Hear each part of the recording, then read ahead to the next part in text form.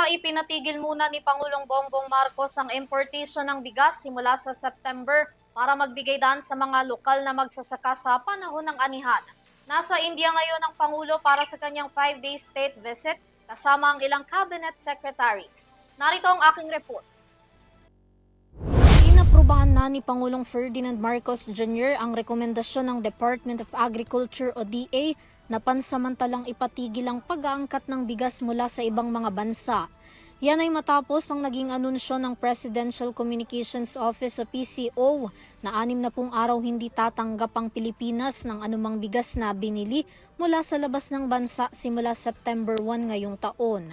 Ayon sa PCO, ang desisyon ay nagmula sa Pangulo habang nasa 5-day state visit ito sa India kasama ang ilan sa kanyang cabinet members, kabilang na si Agriculture Secretary Francisco Tiu Laurel Jr. Sabi ni Tiu, gagamitin nilang pagkakataon ng 2 buwan na import freeze para suriin kung ano ang magiging epekto nito sa presyo ng mga palay, maging sa malalaking pamilihan sa bansa. Kung magiging maganda raw ang epekto nito sa farm gate prices, gayon din sa kita ng mga magsasaka, hindi na raw nila kakailanganin pang itaas ang taripa sa mga inaangkat na bigas. Matatandaan na kasama rin sa iminumungkahi ng DA ang taasan ng rice tariff mula 15% ay nais ng ahensya na gawin itong 25% hanggang sa maging 35%. Gayunpaman, hindi kasama sa inaprubahan ng Pangulo ang pagtaas sa taripa na hanggang ngayon ay inaantay pa rin ng DA.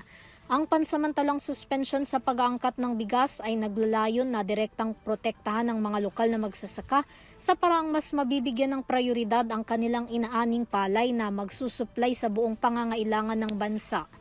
Para sa EuroTV News, Vanessa Cleofa, sumasaludo sa bawat Pilipino.